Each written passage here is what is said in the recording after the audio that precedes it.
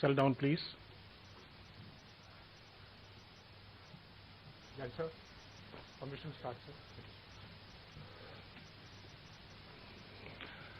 Good morning, ladies and gentlemen.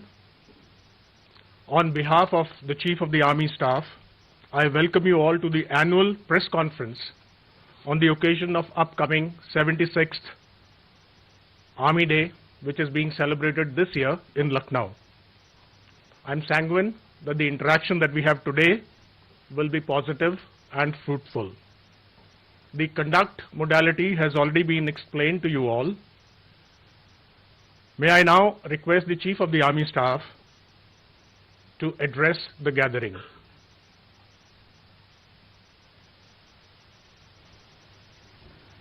Good morning, friends. Jai Hind, a very good morning to you. Let me at the outset extend my New Year greetings to all of you present here. I must also take this opportunity to thank you for your positiveness, your contribution in putting across our message to the citizens of this country. And I must also put on record our appreciation, especially of the defense-based journalists who have been, visiting our forward areas often. The last 1 year has witnessed, you would agree, very significant and noteworthy developments in the geopolitical and security domains. I wish to only highlight a few pointers here. And the first is the salience of national security in the international system, wherein we have seen that the national interest remain paramount and the relevance of hard power has again been established. Technology, specifically niche technologies, disruptive technologies, have emerged as the new arena of strategic competition. And also we have witnessed the changing character of war. On account of this, the relevance of new domains, non-kinetic domains, as well as the lessons that we need to learn from ongoing conflicts in the recent past. It has only shown us that we need to remain prepared to be able to operate across the entire conflict spectrum, especially in the grey zone. The centrality of the Indo-Pacific region has again been clearly established, and maybe later during our interaction we can discuss as to how we are contributing to this. We are well aware of happenings in the immediate neighborhood, which also impact our operational readiness and how we look at the security situation. What is significant is that amidst all this, our nation is on the rise, firmly on the path of progress, development, including in the economic sphere. And hence we as the Indian Army are fully alive of the imperative to ensure that we have a stable and secure environment, both external as well as internal, so that the nation's progress, or nation continues to progress unabated. I'll start by giving you a little update on the current situation that is obtaining along our borders. As far as the situation on the northern borders goes, I would say the situation is stable yet sensitive. We continue to talk both at the military level as well as the diplomatic level as per the established protocols and procedures to find resolution to the balance issues which remain. Our operational preparedness in these areas continues to be of a very high level, and our deployment is both robust as well as balanced. While we continue to maintain adequate reserves in all these areas to be able to deal with any contingency that may arise effectively. While this is happening, we continue to focus on our capability development initiatives, especially along our borders, including infusion, induction of modern technologies, disruptive niche technologies, as also focusing on infrastructure development in these areas, be it the road connectivity and number of other things which perhaps we can again discuss during the latter part. We continue to operate with other government agencies who are also operating in these areas, as also the state administration, to better achieve the desired outcomes. As far as the situation in the Jammu and Kashmir is concerned, I would say the ceasefire understanding along the line of control is holding, though we continue to have or continue to see infiltration attempts which we have been able to successfully thwart through a robust counter-infiltration grid. In the IB sector, attempts to smuggling narcotics, warlike stores through the means of drones continues. But again, here we have an effective anti-drone mechanism system in place. In the hinterland, the last year or 2023 did witness overall drop in violence levels. However, the area of Rajouri-Poonch did witness increased in terrorist activities. The proxy tandems operating in this area, however, continue to get support from the across. And I would also say that the support infrastructure for the terrorists continues to exist there. But the overall rise in tourism figures, development in that area, indicates of a positive change, and hence our effort has been to operate alongside other security forces, other agencies in that area to make sure that the situation is normal, stable, for these activities to continue. The Northeast has witnessed positive developments in the last 1 year because of the proactive policies of the government, the peace talks.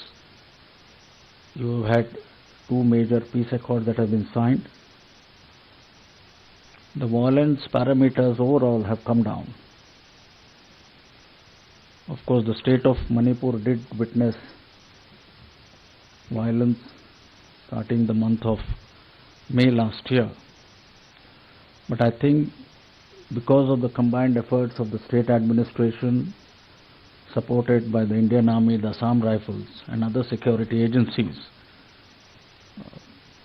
we have been able to stabilize the situation to a large extent. And our efforts alongside these agencies continue to make sure that normalcy is established and the security situation remains stable. Another issue I wish to highlight here is one of the focus areas has been to work alongside other government departments, agencies, and those who are involved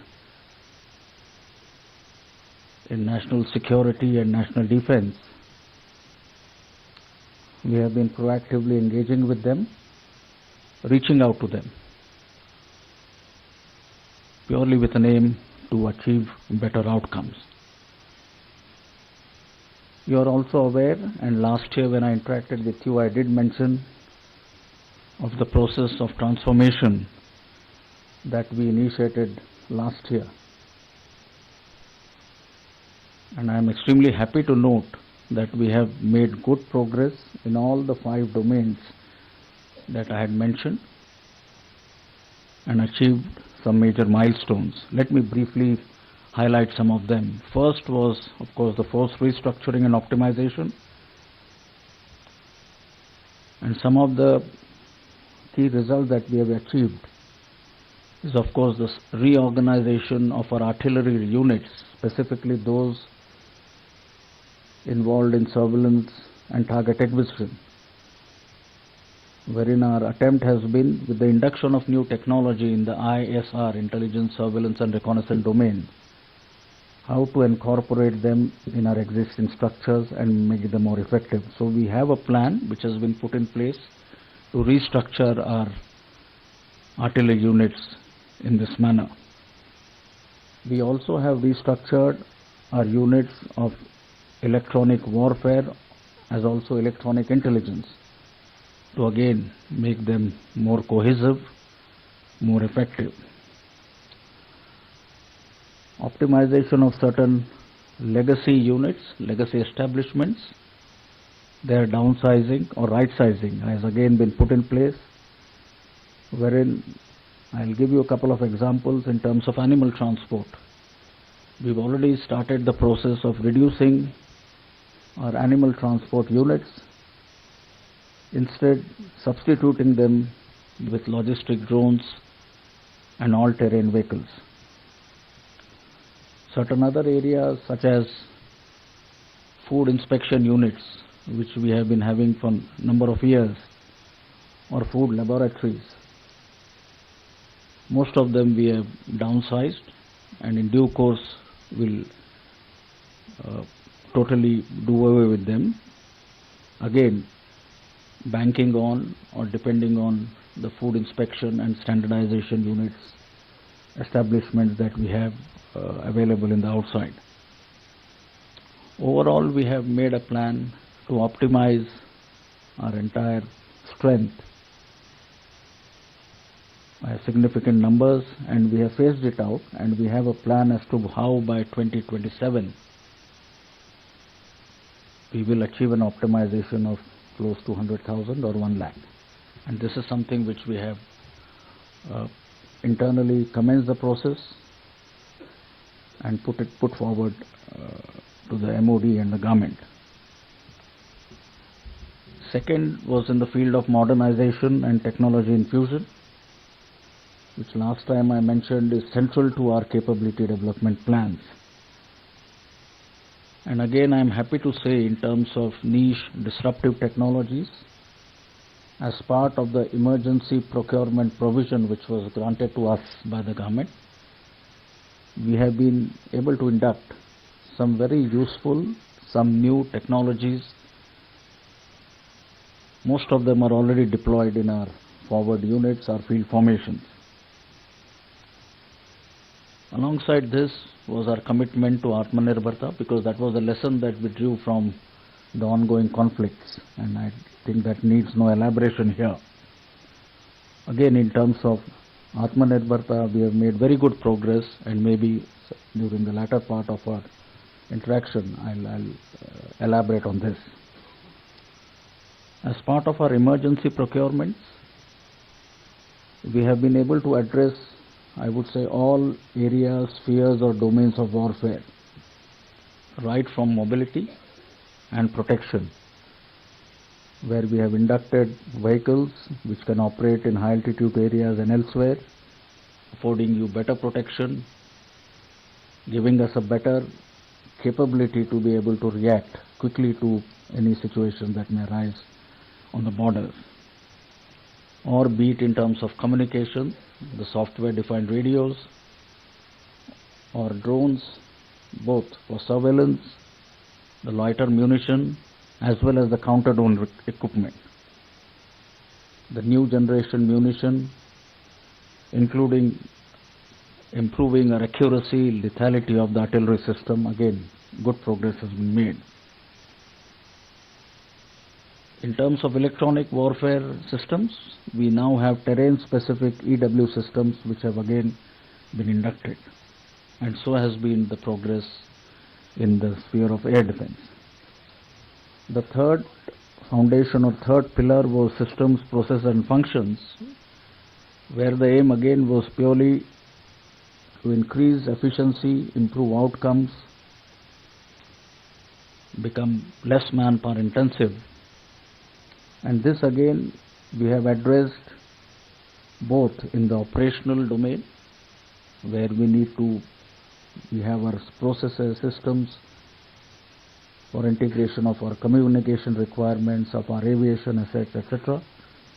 Also in the human resource management systems, where last time I had mentioned we've come up with a software called Indra, where you are able to aggregate, or at one single point you have the visibility of the entire range of human resource activities or details that we require. And the management information system, be it in terms of weather prediction, weather and meteorological data and the rest. We also have moved from the current conduct of our competitive exams, promotion exams, to an online entirely or a fully online mode. And by end of this year, we will have all our promotion exams being held entirely online. Next is human resource management. फिर मानव संसाधन प्रबंधन की जो प्रक्रिया है, हमारी जितनी भी नीतियां हैं या उसमें रणनीति थी, उसमें भी हमने एक बड़ी मात्रा में बदलाव लाया है। और इसका मुख्य कारण ये था कि बदलते समय की जो मांग है, तो बदलते समय के साथ जितनी भी अनुकूल नीतियां हमको सेना में लानी चाहिए, ये उस दिशा में प्रयास रहा है। और जिसके तहत जो अग्निपथ स्कीम है, वो पहले हमारे 2 बैचेस अग्निवीर के अभी हमारे यूनिट्स में, फील्ड में, पीस में, सब जगह पर पूरी तरह से यूनिट्स में अभी इंडक्टेड है या तैनात है। और जो फीडबैक जो अभी हमको मिला है, वो एक बहुत सकारात्मक, अच्छा और एक तरह से उत्साहपूर्वक है। इसके बारे में हो सकता है, और यदि आपके कोई सवाल है तो मैं बाद में इसके बारे में कोशिश करूंगा। इसी मानव संसाधन प्रबंधक की प्रक्रिया के तहत ऑफिसर्स मैनेजमेंट, जो हमारी ऑफिसर्स की संख्या में जो कमी थी, हमने उसको एक अच्छे तरीके से एड्रेस किया है, जिसमें हमारा जो ऑफिसर्स इनटेक है उसमें अच्छी मात्रा में बढ़ोतरी हमने की है। हमारा जो सिलेक्शन प्रोसेस है उसमें कई तरह से हमने रिफॉर्म्स लाए हैं। और साथ ही में जो बाद में हमारा प्रशिक्षण का ड्यूरेशन और अवधि होती है, उसको भी हमने कम किया है। जैसे कि आर्मी कैडेट कॉलेज या टेक्निकल एंट्री स्कीम, उसमें हम ट्रेनिंग की अवधि को उसमें हमने और कम किया है, without affecting the final outcome that you are looking at. उसी तरह से विमेन ऑफिसर, उनके मैनेजमेंट, इस दिशा में भी आपको ज्ञात होगा परमानेंट कमीशन जो अभी हमारे विमेन ऑफिसर्स को दिया गया है, उसमें से तकरीबन 120 जो कि अभी कर्नल रैंक पर तैनात है, कार्यरत है, अलग अलग इलाकों में, जिसमें कि फील्ड और मुश्किल इलाके भी शामिल हैं।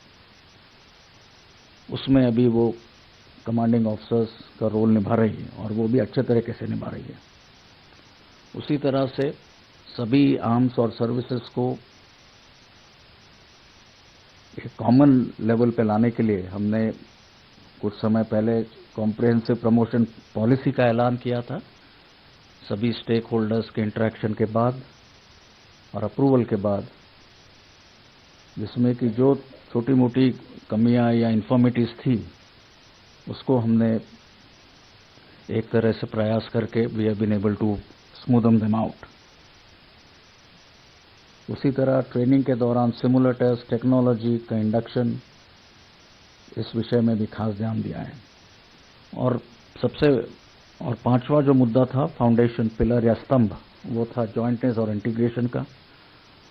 और इस दिशा में भी बाकी दो सिस्टर सर्विसेज के साथ मिलकर हमने ऑपरेशनल डोमेन में, ट्रेनिंग के क्षेत्र में, एडमिनिस्ट्रेशन के क्षेत्र में और लॉजिस्टिक्स के क्षेत्र में कई अहम कदम उठाए हैं। ये 5 फाउंडेशन पिलर्स के अलावा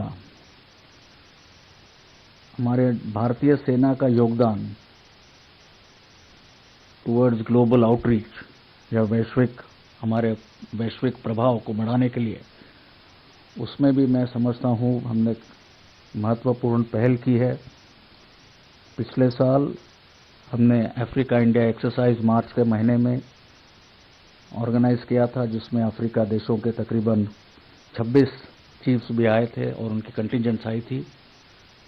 और फिर सितंबर के महीने में Indo Pacific army chief conference और उसके साथ और 2 इवेंट्स हमने दिल्ली में ही इसका आयोजन किया था, जिसमें तकरीबन 30 देशों से या तो चीफ्स या उनके रिप्रेजेंटेटिव्स ने भाग लिया था। चाणक्य डिफेंस डायलॉग, जो पहली बार हमने इस इलाके के सिक्योरिटी और डिफेंस रिलेटेड इश्यूज को डिस्कस करने के लिए, जिसमें कि एकेडमिया, स्ट्रेटेजिक थिंकर्स और बाकी क्षेत्रों से भी स्पीकर्स आए थे, मेरी समझ में ये भी एक बहुत महत्वपूर्ण पहल है। जहाँ तक हमारा यूएन पीस कीपिंग में योगदान है, वो अच्छी मात्रा में जारी है। हमारी महिला पीस कीपर्स तकरीबन 100 के बराबर अलग अलग यूएन मिशंस में तैनात है। हमारे जो ऑब्जर्वर्स या स्टाफ ऑफिसर्स होते हैं, उसमें से तकरीबन 22% अभी महिलाएं हैं। और हाल ही में हमने आसियान देशों के लिए विमेन पीस कीपर्स के लिए यहाँ पर ट्रेनिंग और उसके बाद एक टेबल टॉप एक्सरसाइज का भी आयोजन किया था। तो मेरा कहने का मतलब है कि हमारा जो भी प्रयास और our effort towards becoming a modern, agile, adaptive, technology enabled future ready force to be able to meet our current and future security challenges in a more effective manner, this has been on track. इस अवसर पर मैं आपको चंद एक की initiatives या कुछ अहम पहलू और अहम परियोजनाओं के बारे में भी अवगत कराना चाहूँगा। सबसे पहले we have decided that 2024 will be the year of technology absorption, and this is to take the foundation pillar of modernization and technology infusion further, wherein we have identified 5 clear areas which include aligning, incorporating technology at the strategic, operational, tactical level, mapping our future and emerging technologies, strengthening the defense technological ecosystem, and enhancing the technological threshold of our soldiers, or I would say enabling techno warriors and commanders. So that was first.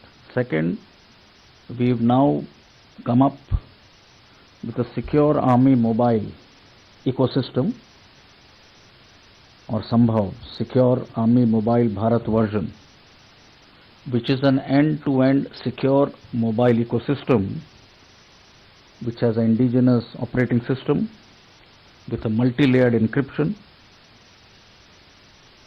which has been developed in collaboration with the centers of excellence both of the academia and the industry. IIT Madras is one example. It will have a 5G ready handset, and this will be riding on the commercial communication network, with well-established inherent security features. So initially, we are going in for 35,000 sets, which will be inducted by middle of this year, out of which 2,500 have already been deployed. The second initiative in this direction, and this is to do with cyber security, because that has emerged as a key area. We have now set up our cyber security or command cyber operations and support wings at each of the command headquarters, each comprising officers, JCOs, other ranks who are trained in the subject, and they will then work in close coordination with the Defense Cyber Agency and the Army Cyber Agency. And they will be given functions such as emergency response, audit of our networks, monitoring and analysis, as well as testing applications. So all defensive cyber functions. In this manner, we are also inducting cyber specialists as part of the territorial army. Last year, we had inducted Mandarin language specialist. Now this, I think by the middle of this year, we will have limited numbers of cyber specialists again being inducted. अगला अहम योजना है project कौशलवी, और ये है कि जितने भी हमारे जवान अभी जो कार्यरत है सर्विस में, ये कुशल एक ह्यूमन रिसोर्स है, मानवीय संसाधन है, अच्छी तरह से अनुशासित है, प्रशिक्षित है। तो इनको जब सर्विस के दौरान हमने इनके जो भी हुनर या इनकी कुशलताएं हैं उसको नेशनल एजुकेशन पॉलिसी और नेशनल क्रेडिट फ्रेमवर्क के साथ इसको अलाइन किया है, जिसके कारण जो कि बाहर उद्योग जगत के जो मानक है उनके साथ इनको इक्वेट करके, ताकि जब ये जवान बाहर जाए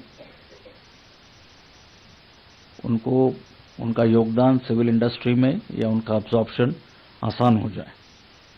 तो इसमें जितने भी हमारे कैटेगरीज है या जिसको हम ट्रेड्स बोलते हैं उनको हमने इक्वेट किया है, और साथ ही में हमारी जो लाइन डायरेक्टर है जैसे आर्टिलरी, ईएमई, सिग्नल्स इंजीनियर्स, इनको भी एनसीवीटी ने एक अवार्डिंग या असेसमेंट बॉडीज की तरफ से रिकॉग्नाइज किया है। तीसरा उपक्रम है मानसिक सहायता अभियान या फिर मनसा। जिस तरीके से हमारे सामाजिक आर्थिक वातावरण में बदलाव होते जा रहे हैं, हमने ज़रूरत समझी कि इस दिशा में अलग से पहल करना ज़रूरी है, और जिससे which we address purely the mental health of our soldiers, जिसमें कि साइकोमेट्रिक असेसमेंट शामिल है अलग अलग स्टेजेस पे एक करियर के दौरान, hiring of professional psychological counsellors, establishing a helpline, yoga को एक तरह से स्वस्थ जीवन जीने का तरीका, ताकि हमारे ट्रेनिंग एस्टैब्लिशमेंट, हमारे परिवारजनों के लिए, हमारे वार्ड्स के लिए हमने Morarji Desai national institute of yoga और एस व्यासा जो कि योगा की यूनिवर्सिटी है बेंगलोर में, उनके साथ कोलैबोरेट करके हमारे इंस्ट्रक्टर्स की ट्रेनिंग इसमें शामिल है। हमारे जो एक्स सर्विसमैन है या भूतपूर्व सैनिक है, to be able to better interact with them, better reach out to them so that they know as to what provisions, what welfare measures have been instituted for them. We have launched a chatbot called Sambandh, by which we will be able to reach out to our ex-servicemen, which are total 25 lakhs in number today. And this again, we feel will help us to reach out to them in a more positive manner so that their grievances, information about welfare schemes, etc. is readily available to them. हमारी जो medical प्रक्रिया है hospitals में, उसके तहत हमने एक Dhanvantari information system for health and analytics Disha, ये भी हमने लॉन्च किया है, जिससे कि हमारे सब 113 जो हॉस्पिटल्स है और बाकी अन्य मेडिकल एस्टैब्लिशमेंट्स है, उनके बीच there is better visibility of medical data, and it will help us to plan and give us real-time information on number of medical issues. शौर्य संकलन, ये एक हमारा पहल थी जिसमें कि हमने यूएसआई के साथ हमारी सेना की मिलिट्री हिस्ट्री को डिजिटाइज किया है, जो भी तकरीबन 80% अभी पूरी तरह से तैयार है।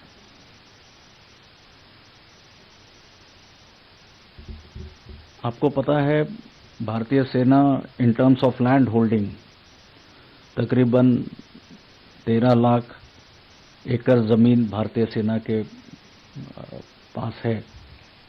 We have about 308 military stations. तो solid waste management and solid waste disposal एक ये बड़ी चुनौती है। गवर्नमेंट की सॉलिड वेस्ट या लैंड फिल फ्री एस्टैब्लिशमेंट्स और स्टेशंस के तहत we have taken upon this project called Amsa, अपशिष्ट मुक्त सैन्य अभियान, by which we plan by 2027 all our military stations cantonment will be landfill free, so that it involves processing of the solid waste within the cantonments and putting to use the byproduct. So these were some of the initiatives, and last I must mention is the Army Para-Olympic node, which we had established in Pune some years back. We are collaborating with the MOSJ, and with some assistance from them, we are developing our Army Para-Olympic node as a center of excellence, wherein chosen 6 disciplines will focus on. So this, I believe, will again give an impetus to the performance of our specially abled athletes. And the fact that it is in Pune, where we have the Paraplegic Rehabilitation Center, we have the Artificial Limb Center, we have the Queen Mary Technical Institute. So that is why Pune, we believe, is just the right place. So these were some of the projects I thought I must give you an insight.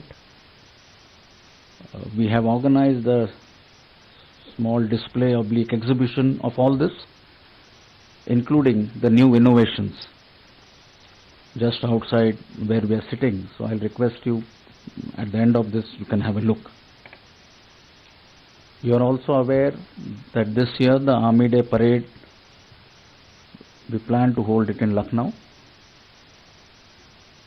And besides 3 to 4 events which will take place on the 14th and 15th, we have ensured that it also becomes a community outreach program, wherein in and around Lucknow within that state, we are able to better reach out to the community and make them aware of what Army is doing.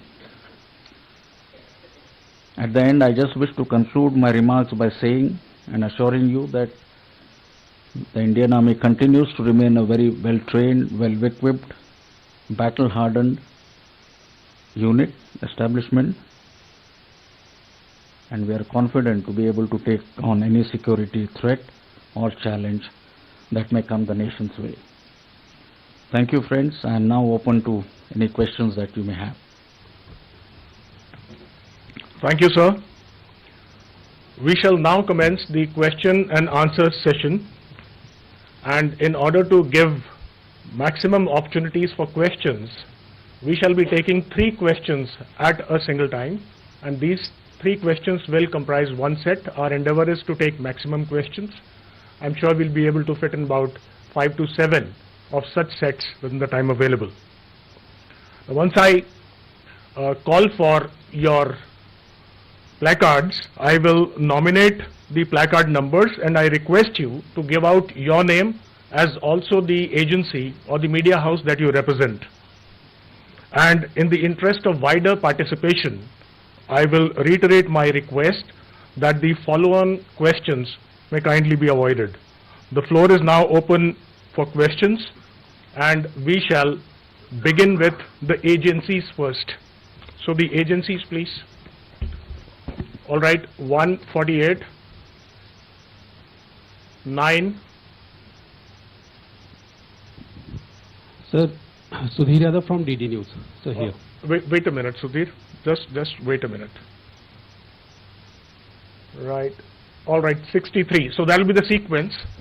So we begin with Sudhir Yadav first, followed by placard number 9, followed by 63.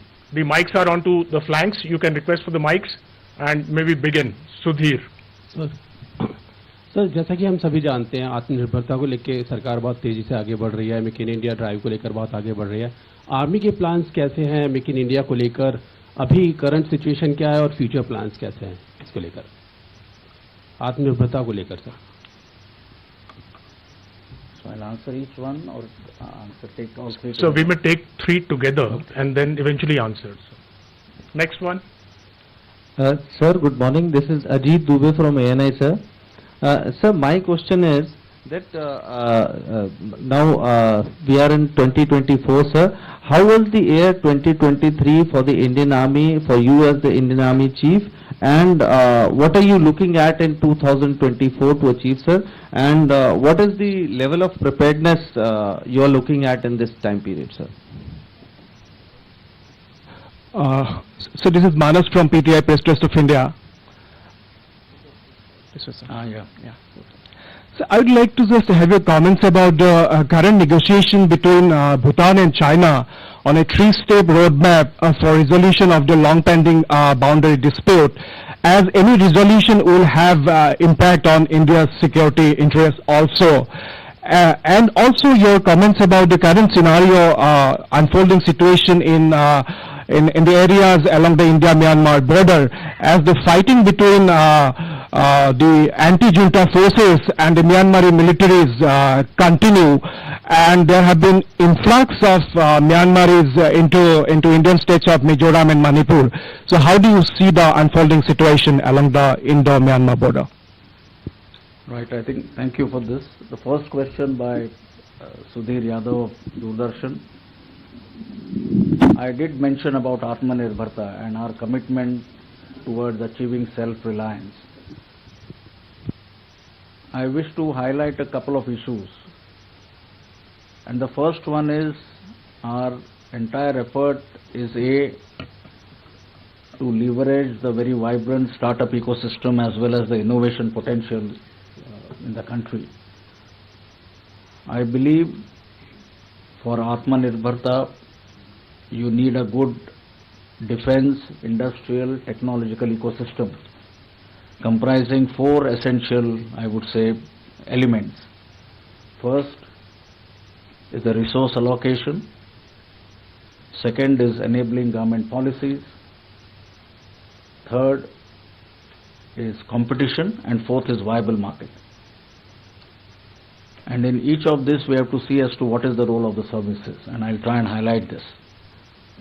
As far as enabling government policies are concerned, most of you would be knowing in terms of the focus on research and development, the defense industrial corridors, the encouragement to defense exports, other means such as IDEX provisions, etc.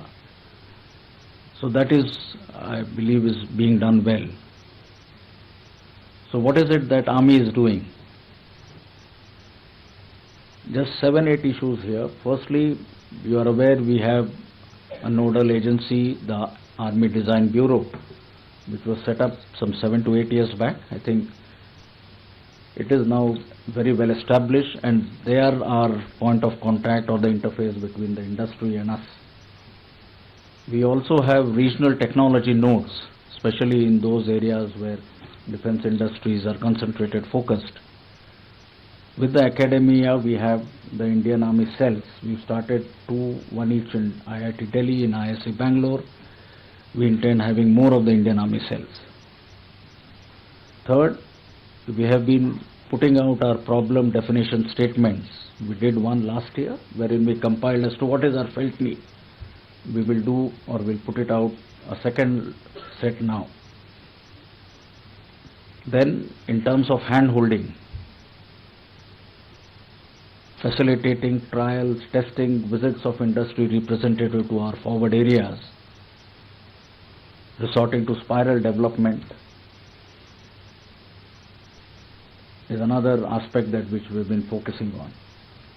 We are also moving on a parallel route to promote indigenous defense production, be it the Make 1 or Make 2 provision, where we currently have 53 projects currently underway. Then we have the IDEX mechanism to encourage innovation. There again we have close to 51 projects, out of which 3 contracts have already been awarded. With the DRDO we have the design and development projects, 52 of them which are currently ongoing. And then at the field formation level we have the IR&D projects. We have the Army Technology Board, again where the R category 1 or Cat A establishments interact with the industry. So this is the kind of parallel development or parallel approach that we have adopted to encourage indigenous defense production. In all of this, I must also mention that our private industry has stepped up in terms of both their investments in research and development as well as their adopting modern production techniques. Just to give you an example, last year we had a total of 37 in principle approvals, or in the technical parlance we call it the AONs, acceptance of necessity, amounting to about 74,000 crores. We also inked or signed contracts for 86 contracts for about 12,000 crores with the private defense industry. We have some very major projects which are in the pipeline. Be it the light tanks, we are looking at close to 350 of them, which is again concurrently happening on 2 parallel modes. Then we have the FRCV, the Future Ready Combat Vehicles, equivalent of tank. So that also we will soon be putting out the RFPs. So in terms of the demand, in terms of the projects that are lined up, in terms of what we are doing to promote Atmanirbharta, these are some of the pointers, indicators. We also intend reaching to a stage where with the industry we move from a buyer-seller relationship to one of partnership. So that is what our, I would say, aim or intent is. And we also, because we have a vibrant ecosystem startup, we have bright young minds. So another mantra that we are looking at is indigenize to modernize. So this is our effort towards moving forward in the field of Atmanirbharta. The question of Ajit Dubey of ANI as to what have perhaps been achieved in 2023, I would say the most significant part has been our maintaining a very high state or level of operational readiness preparedness along the borders, which is, I would say, prevented or mitigated any or having a stable operational environment, any major incidents. Alongside this, in my opening remarks, I mentioned about the transformation. I must say, not only the acceptance, but the positivity and the enthusiasm amongst all ranks of the Army in this transformation process has been very, very encouraging. The commanders have taken complete ownership of this entire initiative. So that again is something which is very heartening. Capability development, I mentioned about the various initiatives, how we are moving on. Defense cooperation, I made a brief mention. I also mentioned about our engagement and outreach. So this, I would say, is something which we have been able to do well during the last year. Now, what are our objectives for the year 2024? Besides some of the projects I have listed, I think we will take this transformation process forward and further build on whatever gains we have made, so that our end result, the deliverables, the objectives that we have set out are very well achieved. The third question was by Manas with respect to Bhutan and the boundary talks. See, with Bhutan we have a unique bilateral relationship based on utmost trust, goodwill and mutual understanding. And this relationship also transcends into the military domain, where we've had him track right from the early 60s till now. So they are at the center of our military relationships. Bhutan and us, we share mutual security concerns, which both of us are aware of, alluded to. We are closely monitoring. We are interacting with our friends in Bhutan in a transparent and on a regular basis. So this, besides the development assistance, be it the Jelefu SEZ or the Gyalsum program of national service where we are providing assistance. So in terms of our relationship, specifically the military relationships with Bhutan, including the training, I would say is proceeding well. You mentioned about the situation on the Indo-Myanmar border. Now that has been of concern to us. You are aware of the activities of the Myanmar army and the ethnic armed organization and the PDF in the recent past couple of months, which has resulted in some of the Myanmar army personnel walking across, about 416 of them till date. Also some of the civilians from Bhutan taking shelter both in Mizoram as well as Manipur. But what is of concern is, because of the situation across the Indo-Myanmar border, you also have some of the insurgent groups who are feeling the pressure and who have now attempted to come onto our side of the border in the state of Manipur. So that is something which, and then that combined with the situation in Manipur is something we are keeping a close watch on. So what are we doing? We have strengthened our posture or deployment on the Indo-Myanmar border. We have close to 20 Assam Rifle battalions which are deployed there. There is also a talk or a thought in terms of further strengthening our fence along the IMB. Currently, you are aware, it's only in Manipur.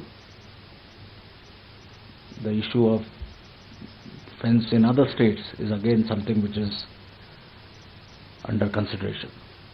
So yes, the situation across the Indo-Myanmar border is something that we are closely watching.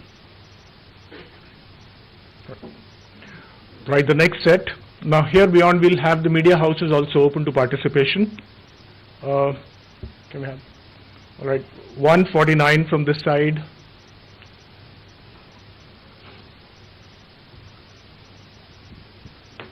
Right, 73.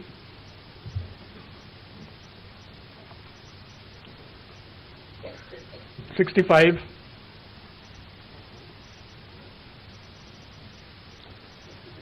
Yeah, we may begin. 149. Thank you, sir. Sir, Shruti Ranjan from the Bloomberg, sir. Sir, you were speaking about the Indo-Pacific. If you could give us an understanding as to how the Indian Army is kind of preparing for any contingencies beyond its border. In particular, is it looking at the Taiwan Straits, and is it also augmenting its capabilities in the Andamans?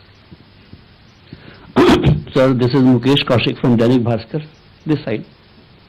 This side, sir. Right. Yeah. Sir, you talked about in your opening reference about Agnipath scheme और आपने कहा कि बहुत सकारात्मक feedback आपको field से मिले हैं, 2 साल हो गए scheme को.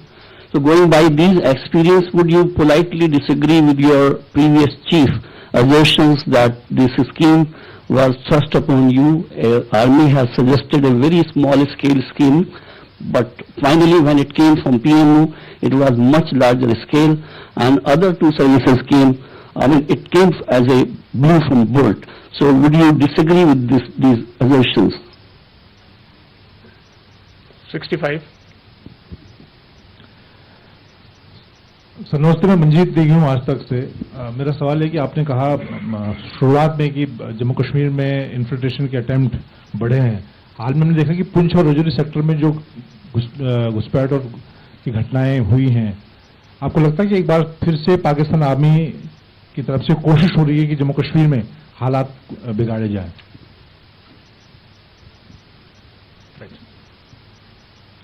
The first question in terms of what is it that we are doing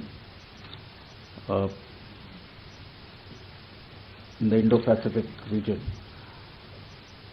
In terms of defense cooperation activities, we have a variety of activities, cooperation activities with our friendly nations in the Indo-Pacific. Now these include the routine training or training of all ranks that we conduct at our establishments, and likewise we send some of our officers, JCOs, other ranks to some of the other training establishments. Then you also have another set where we carry out collective training either in a bilateral mode or in some cases maybe trilateral or beyond bilateral. We also have training focused on areas of common concern such as humanitarian assistance and disaster relief, because that is one issue which is, I would say, very relevant in the Indo-Pacific region.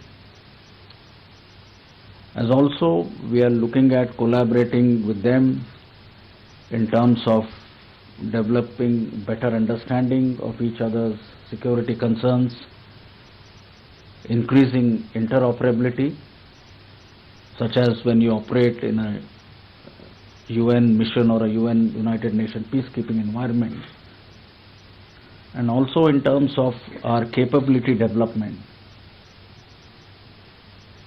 between our industry and the industries, the potential which is there, especially in areas of niche technologies, disruptive technologies such as AI and likewise. And from our side, these countries, our friendly countries, are keen to learn about our experiences in the areas such as counterinsurgency, counter-terrorism operations, high-altitude operations. So this, I would say, is the complexion of the various defense cooperation activities that we are currently undertaking with our friendly countries in the Indo-Pacific region. The question on by Mukesh with respect to the Agniveer scheme, I did mention in my initial remarks that the feedback from the ground or from our unit is positive. Now in terms of what comments by my predecessor, it will be unfair for me to say anything on that, but I just wish to reiterate here that the final framework structure of the Agnipath scheme that came about, it happened after an iterative process, after consultations, and it took into account whatever issues we had to put across. So that is, now from here on, we need to move forward, and like I said, the acceptability, the positivity, the ownership, the integration of the Agniveers in the units. That is happening well. There are few challenges in terms of training, but most of them at the tactical level, which entail tweaking of our policies in terms of how do you deal with, shall we say, a limited training period, or if somebody misses 30 days, we're now saying that, okay, instead of 30, if he misses 45, we'll give him another chance. Or we are harmonizing the physical and firing standards between the Agniveers and regular soldiers. So these are some of them, I would say, more in the realm of management issues, pay and allowances, which as we are moving forward, we are picking these issues up based on the feedback. And this is something which we are able to successfully do within the army at the internal level. And the last question was from Manjit.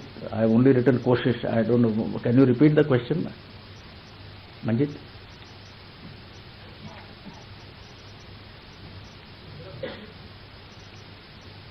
Jammu Kashmir. अच्छा, नहीं sir, ठीक है, समझ गया मैं. Yes. अभी जो पिछले 5-6 महीने में जो राजौरी और पूंछ इलाके में जो हालात है, एक्टिविटीज है, that has been a issue of concern to us. Now if you see, after 2003 or by 2003, the terrorism in that area was fully disseminated, and then you have peace and stability returning there or established there till about 2017-18. Now because of situation getting or becoming normal in the valley, this is one area which our adversaries have been active in terms of abetting terrorism, encouraging proxy tandems operating in this area. But looking at the statistics, last 3 years, we have about 45 terrorists who have been eliminated in this area. In the last year, we have had in this region about 5 infiltration attempts which have been thwarted. About 6 terrorists were eliminated there, and even in the hinterland, about 14 terrorists have been neutralized. So your observation with respect to the role of our adversaries in abetting terrorism in that area, I think I'll agree with your assessment there. Right, so next set, 146 there, 89, 93. So we begin with 146. Kindly give out your name and the, mic please. 146. Just raise your hand, Srinjoy.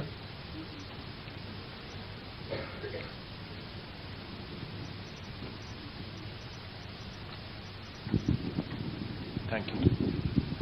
Sir, times now, Srinjoy. Sir, as far as you spoke about diplomatic and military level talks in the north with China, there have been a delegation level, leader level flag meet on 29/11. There's been a station commander level meet 1st December last month. Now, what were the results really, sir, and what is the next step?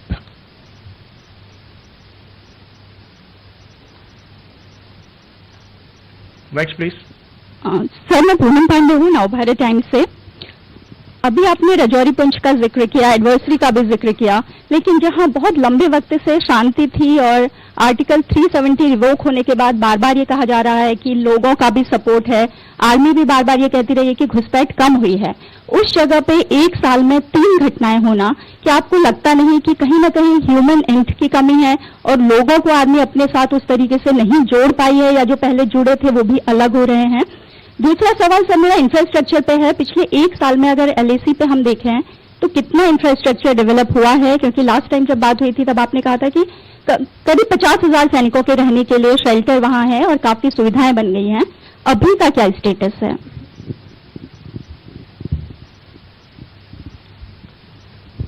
Sir, Pranjali Singh from संसद TV. Sir, मेरा सवाल आपसे है, अभी sir आपने 2023 की कई उपलब्धियों की बात की है, आपने महिलाओं की अगर भूमिका में परमानेंट कमीशन का भी जिक्र किया। मैं आपसे सर ये समझना चाह रही हूँ कि 2023 में परमानेंट कमीशन को छोड़ करके आपकी नजर में और महिलाओं को लेकर के क्या बड़ा स्टेप जो है वो आर्मी ने उठाया, और सर फ्यूचर प्लानिंग क्या है? क्या अभी आगे महिलाओं के लिए कुछ आप लोग और सोच रहे हैं भारतीय सेना में उनकी भूमिका को लेकर के? और सर मेरा दूसरा सवाल भी, please limit your question, we are running out of time. Sir बहुत शॉर्ट में, सर दिव्यांगों को लेकर के सर स्पोर्ट्स के अलावा क्या सर और उनकी भूमिका को आप लोग और बढ़ाने के लिए सोच रहे हैं? सर मेरे 2 सवाल sir.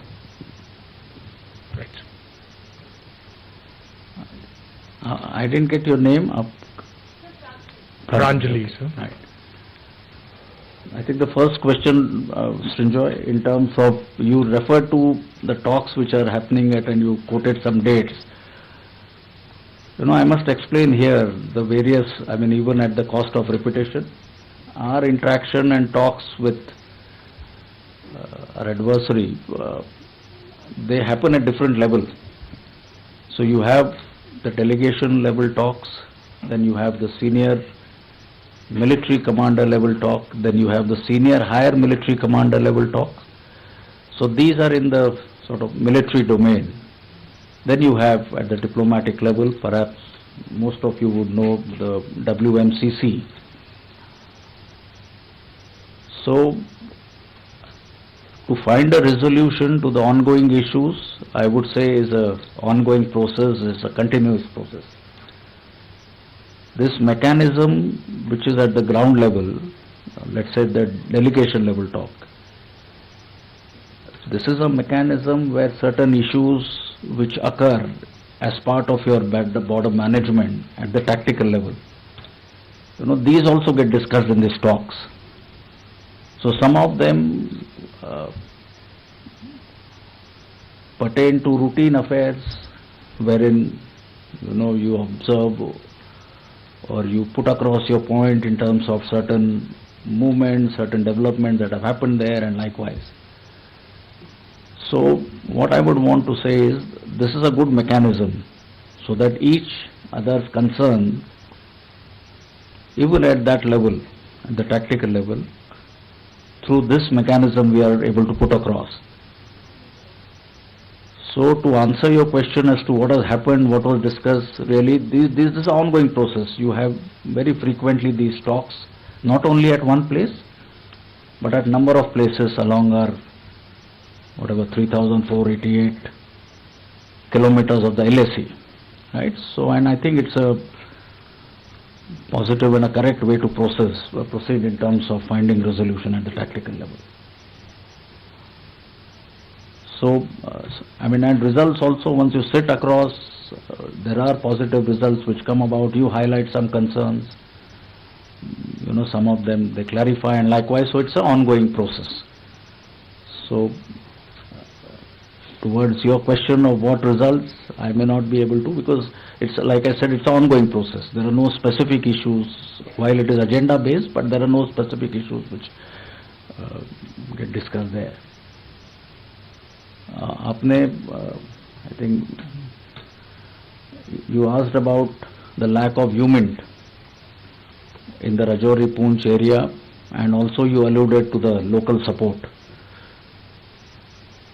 And I think you point out rightly, both these elements are extremely important to be able to fight or prosecute a successful counter-terrorism operation. For HUMINT, There are a number of agencies which are involved, of course, and an important component is the local population. And so is the other intelligence agency, the J&K police and the other agencies which operate there. So yes, strengthening the UMINT, I would say, is important, and this is an area where we are clearly focusing on. And this includes synergizing our efforts with the other agencies, working together with them. And this has been an important part of our city operations there. And also the aspect of local support. This is something which again is extremely crucial. We have taken a number of measures as part of Sadbhavna. I mean, and most of you would know as to how you engage with the local community, and something that has been an ongoing process. Perhaps you are alluding to the incident where the locals would feel alienated, but we have already taken, I would say, follow-up actions, and I'm sure you all would know that the affected village has already been adopted by us, or adopted by the Indian Army. When I visited that area post that incident and others, we did interact and engage with the local community, because them we feel are extremely important to us. So I leave it there. I do agree and recognize the importance of both UMINT as well as engaging with the local population or the local community. आपने infrastructure LAC के बारे में भी पिछले बार मैंने बताया था, habitat के तौर पर हमने तकरीबन 50,000 हमारे जवानों के लिए हैबिटाट उन मुश्किल इलाकों में कंप्लीट किया है। उसके अलावा हमारे रोड कंस्ट्रक्शन, रोड डेवलपमेंट की जो प्रक्रिया है, जो प्रोजेक्ट्स है, जो उपक्रम है, चाहे वो अल्टरनेट रोड कनेक्टिविटी हो लेह लद्दाख एरिया में, या फिर नॉर्थ ईस्ट में, या फिर टनल्स का बनाना हो, या फिर LAC तक आपकी लास्ट माइल कनेक्टिविटी बढ़ाने की बात हो। स्पेसिफिक्स में न जाते हुए मैं ये बताऊंगा कि इस दिशा में भी अच्छी प्रगति हुई है। एक और बताना चाहता हूं मैं बात, जब हम इंफ्रास्ट्रक्चर की बात करते हैं, हम हमेशा पहले ध्यान हमारा रोड्स की तरफ जाता है, बट मुझे लगता है इंफ्रास्ट्रक्चर के कई और पहलू है, जिसमें कि कम्युनिकेशन। तो हमने कम्युनिकेशन मिनिस्ट्री के साथ 355 ऐसे हमारे आर्मी के पोस्ट फॉरवर्ड लोकेशंस है जहां पर 4G कनेक्टिविटी के लिए उनसे आग्रह किया है, और that has been approved in principle. उसी तरह से इंफ्रास्ट्रक्चर में पावर या इलेक्ट्रिक सप्लाई भी शामिल है। तो पावर मिनिस्ट्री के साथ हमने 105 ऐसे हमारे आर्मी के फॉरवर्ड लोकेशन है, वहां पर भी अभी उस पर काम शुरू है। Infrastructure also is to do with your forward helipads, forward ALGs, your forward villages. आपको ज्ञात होगा वाइब्रेंट विलेज प्रोग्राम, जिसमें कि 662 MHA ने पिछले साल और उसके पिछले साल इसकी घोषणा की थी। तो उसमें से हमने 100 विलेजेस के बारे में फ्लैग किया है, और वो प्रक्रिया किस तरह से अभी ऑन ग्राउंड एग्जीक्यूट होगी उसके बारे में भी अभी विचार जारी है। अंडरग्राउंड स्टोरेज, ये और एक मुद्दा है जब हम इंफ्रास्ट्रक्चर की बात करते हैं। तो मैं कहूँगा कि इंफ्रास्ट्रक्चर अलॉन्ग द LAC इस दिशा में इन हर एक 7-8 जो अलग अलग विषय है उसमें अच्छी प्रगति हुई है। आपने प्रश्न पूछा regarding women officers, what more do we intend doing. I mentioned to you 120 women officers who have now been promoted to the rank or a selection grade rank of a colonel I would say, is a major step. And the fact that these women have now been empowered or have been placed in appointments as commanding officers, not only in peace stations, but also in challenging areas as far forward as Baramulla, as far forward as Leh. So this has been, I would say, a very progressive and a positive step. The next step as to what we intend doing now is to have or come up with a common, I would say, promotion policy guidelines, so that we, alongside their male counterparts, what is their selection criteria for the next ranks is something which we are currently working at. What else for women empowerment? Providing opportunities, giving them exposure in UN assignments. I mentioned to you 101 of our women peacekeepers are women. 22% of our officers who are deployed in UN assignments again are women officers. So these are some of the steps, and our women officers are doing exceedingly well, be it in the area of sports, adventure. You know, 2 of them are already deployed in Siachen. So we are confident that you know, given these opportunities, they'll only excel and give a good account of themselves. You also, दिव्यांगों के बारे में भी आपने पूछा, तो मैंने para Olympic node sportsman उसका तो जिक्र किया था. आर्मी में आपको ज्ञात होगा तकरीबन 32 या 35 आशा स्कूल्स हैं. Now these are schools which are run by us for specially able children, अलग अलग देश भर में, और उसमें ना सिर्फ हमारे फौजी बच्चे हैं बल्कि non-military people, there are non-military wards also working there.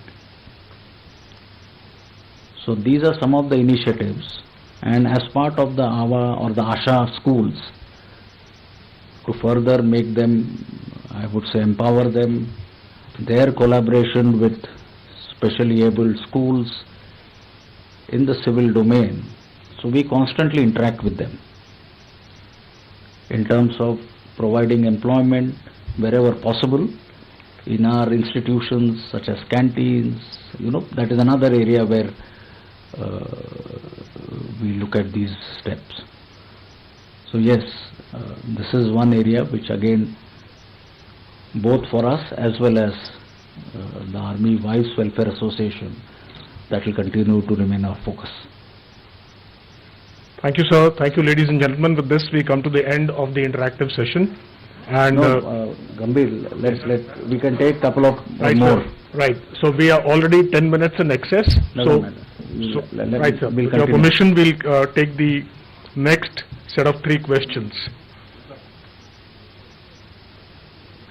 Right. Like this one. All right. Yeah, number 7. Maybe we take questions which have not been on issues which have not been covered. You know, that will be more, I think. 45. 29. Should I start, sir? General? Yeah. Okay. Yes, Amit. General Pande, Ajay from the Ajay side. Sir, I take you to the LAC in Eastern Ladakh. Sir, China has repeatedly violated various protocols you have mentioned in the opening statement, the word protocols. Sir, the 3 Ds, the disengagement, the de-induction, and the third D, which we always talk about, that how will we go back to our original places of April 2020. Do you ever believe that we'll be de-inducted back to the April 2020 position, or is it the new normal? The situation, the position of troops and the number of troops is the new normal, or will we ever go back to April 22 position? Next, Huma.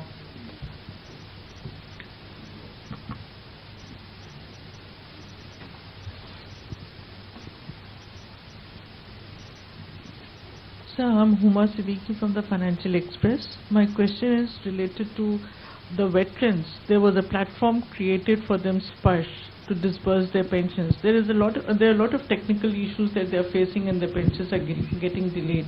So what are you planning to do to address that problem? 29, Colonel Sharma. So this is Colonel Sharma. I'm from South Asia Defense and Strategic Review.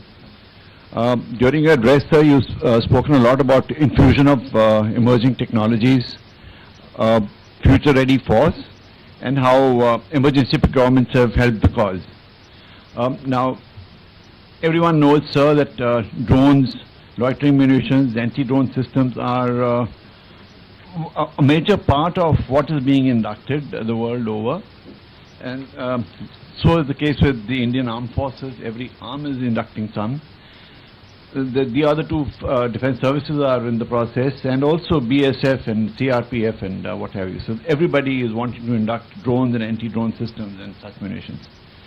Does it make a case for raising a specialized corps and a specific school of instruction to ensure that the acquisition of capability, the acquisition of platforms, and the training philosophy is uniform, and we extract maximum operational benefit? Yeah, that's all. Right, I think I'll straight away address the question which Colonel Sharma you asked in terms of, yes, drones, RPAs, UAVs, counter-drone systems, right? A whole lot different technologies are getting inducted. And I've been mentioning this, that it is not just good enough to induct new technology. Alongside this, we also have to evolve new operational philosophies, new operational concepts, maybe come up with certain new organizations, have our personnel trained in these, and once they are inducted, also look at as to what kind of maintenance and service support will be provided. So, alongside the induction, which is the procurement, which is one part, I wish to assure you that these aspects are all being very deliberately looked at. And we have now come up with operational philosophies, concepts, even the tactics, techniques and procedure, TTPs as we call it in military parlance, as to how you need to operate them. Currently we have decided, and without again going into the specific, because when you talk of drones, it's right from a micro drone or a nano drone, which gives you just maybe 5 kilometers sort of range, right till something which can fly up to 150 kilometers. So we've come out with a philosophy as to who would hold them.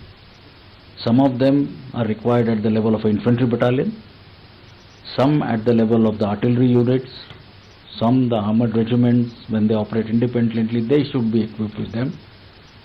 And so is the counter-drone equipment.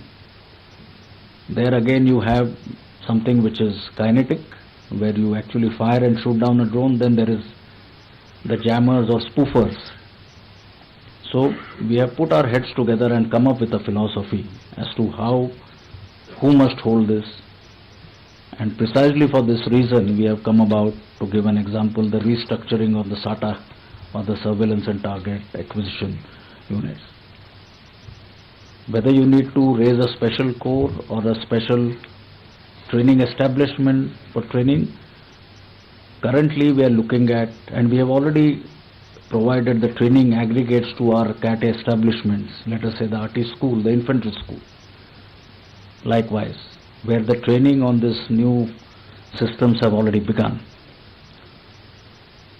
Currently we want to integrate them with the existing structures, with our existing fighting elements, and then capitalize on their potential or maximize on their potential. Presently we are not looking at a separate core the way you are suggesting, but as we move forward, we can look at this. There was a talk, or there was a mention about Sparsh. I am aware there was a lot of issues with respect to what are the challenges, but let me upfront mention that the Sparsh, which is of course to do with the automated dispersal of pension emoluments, which was rolled out in 2021, August of 2021, it has benefited a large number of our pensioners. And I'll just highlight 7-8 issues. You have, since it's an automated system, it is transparent, less chances of mistakes, minimum rejections. There is no movement of documents, pension documents from one place to the other. You can do live monitoring of whose entitlements and whether the entitlements have reached the right person. The digital life certificate, which earlier you had to physically move around and show it to somebody, that has been done away with. You can upload it on the system. There is uniform interpretation of policies and regulations because the human interface, human element has been taken off. So these were some of the benefits. And in terms of how many have benefited in what quantum, large number of our pensioners, including legacy pensioners, have received their emoluments based on the rates which get revised from time to time without having to do anything. So these are some of the benefits. Yes, there are some challenges. I would say just as any new system would have, the teething problems before it stabilizes.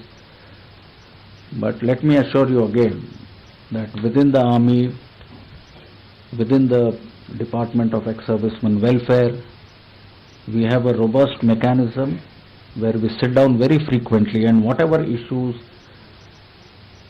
that the pensioners have, ex-servicemen have in terms of their grievances, is getting addressed in a proactive manner. To the extent I get briefed every 15 days on how many have been onboarded. So out of our 24 lakh pensioners, as on date we have 21.89 lakh who have already there. Some who are in far-flung areas, some who are perhaps abroad. I mean, there is a challenge, but we are now again proactively reaching out to them. So this challenge is only of the legacy pensioners, but they are also important to us. But we are again addressing them because there is some, data issues between the banks, what they had in their core banking system and in the pension thing. So there are some minor glitches. We are also wanting the service provider to tweak the software to some extent. We've set up our special establishment or a special cell in the PCDA Pension Allahabad, where pensioners can call and get their grievances redressed. And the chatbot Samban, which I mentioned some time back, is another area, another initiative which will perhaps address this problem. And the last one was, I think, what Ajay Banerjee asked in terms of disengagement and whatever other, yes. So currently our attempt is to continue to talk and continue with the talks to go back to the status quo ante which existed in the middle of 2020. And once that happens, we can then look at the larger issues of maybe troop reduction and the like. But that is our first aim to achieve. Till the time, whatever forces are required to be deployed along the LAC, we'll continue to do that. Once our first aim is achieved, then we can look at certain other issues in the manner you suggested. Thank you, sir. Maybe you take last three if there are still, I find. The chief is, yeah, absolutely. So it's very nice, and thank you, sir, for accommodating us beyond. But have it on some other topics. Yeah, other than and let's keep it short, please, and very short. All right, this way. Yeah, different question. 126, 100, 40.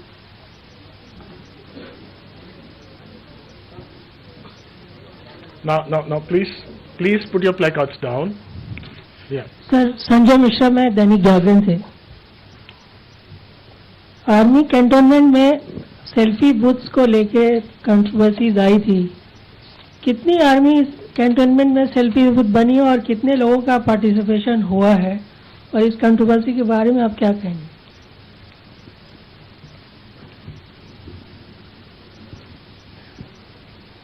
Rahul. Sir, Rahul Singh from Hindustan Times. So my question is, I'm sorry, I'm just a follow up to a previous question. So what is the biggest challenge your local units are encountering in the Rajouri-Poonch sector? Because these terrorists don't seem to be a ragtag bunch of terrorists. They seem to be very well trained. Their objectives are very clear. The way they are attacking us, the kind of things which which have followed, disturbing videos, photographs. So I mean, full military style tactics. So what is the biggest challenge, and what do you make of the training of these terrorists, and why have we not been able to hunt them down, sir? Please keep your questions short. The next one, please. Dinkar. Yep. Dinkar Perry. Please. So Dinkar Perry, The Hindu. Rahul asked half my question. Sir, the attrition rate for a professional army has been quite high in the last 1 year, especially in Jammu and Kashmir in the Poonch Rajouri sector, and in Manipur, in both the northeast and being specific to Manipur and Kashmir.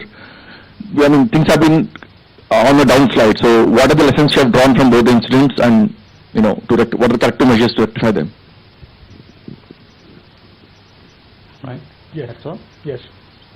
So I'll start with Manipur, right? I would say, if you look at our employment in Manipur, it is in aid or to help the civil administration.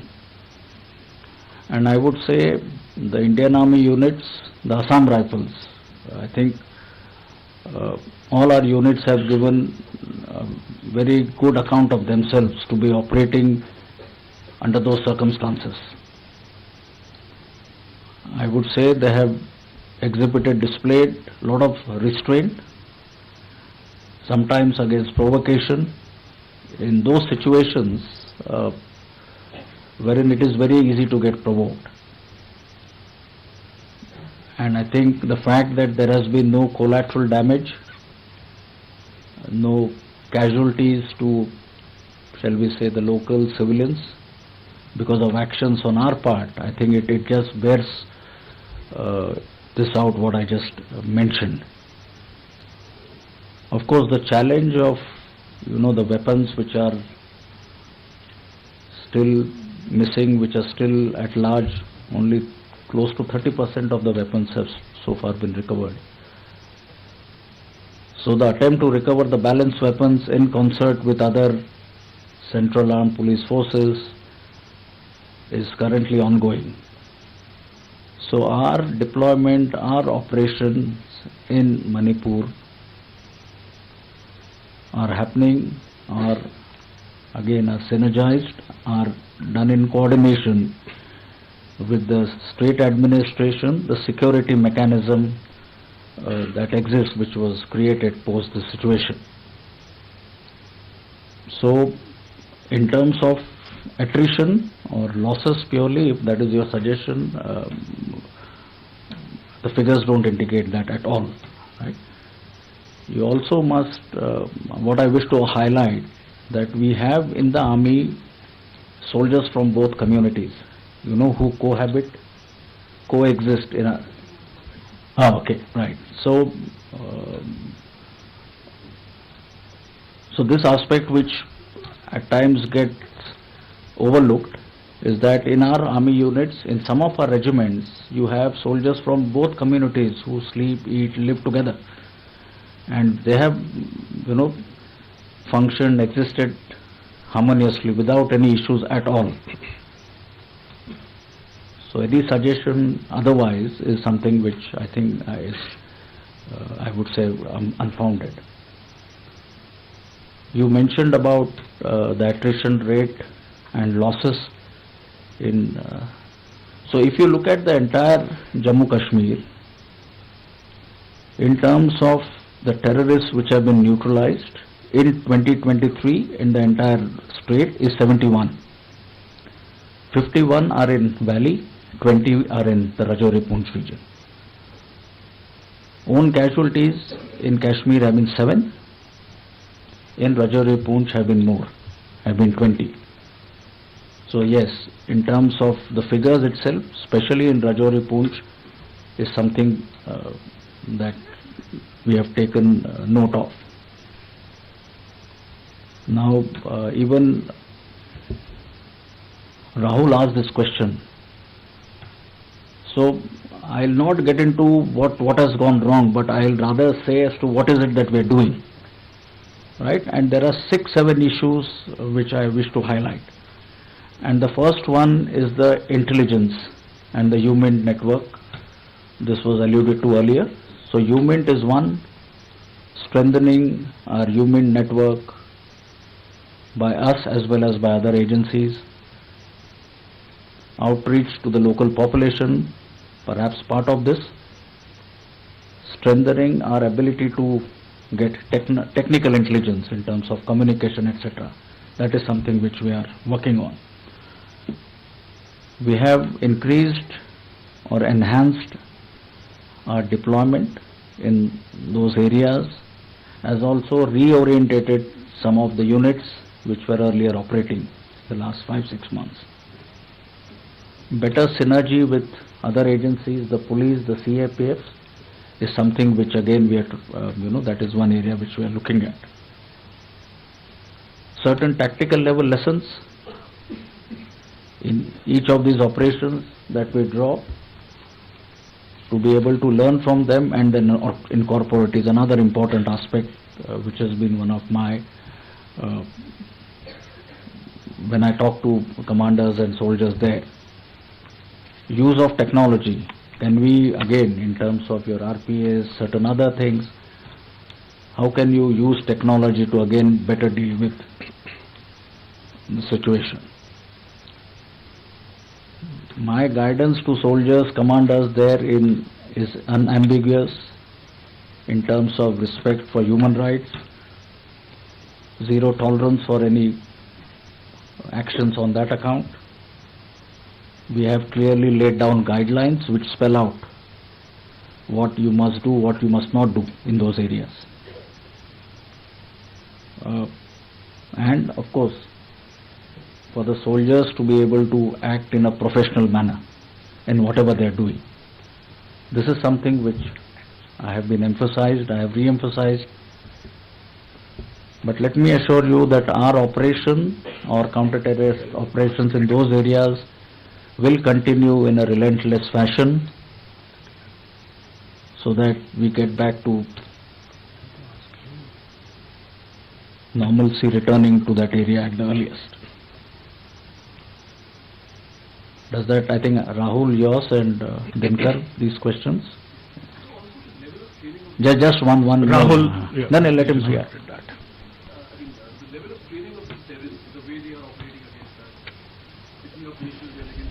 Well, that is part of, when I say tactical level lessons, you always first study what is the adversary's modus operandi, method of operation, and then you evolve. So, that is something which we are studying, and it is not, or it may not be the same, something which, so that is an ongoing process which we are paying adequate attention to. And was there anything else? Or no, I think that's an issue in the past. I'm not even tracking it. So thank you very much for a very comprehensive press brief. And all that remains, I think, for the House is to here beyond raise a round of applause for the Chief for having no. so much of time, sir. No. We have 35 minutes ahead. No, what we'll do, Snehesh, and over a cup of tea perhaps we'll, right? Because I have to go by what but we'll certainly, whatever questions you have, I'll be happy to take them on. So thank you, sir. The House is absolutely grateful to you for sparing such a long time for this interaction. Maybe raise a round of applause, please. No. All right, sir. No applause required here.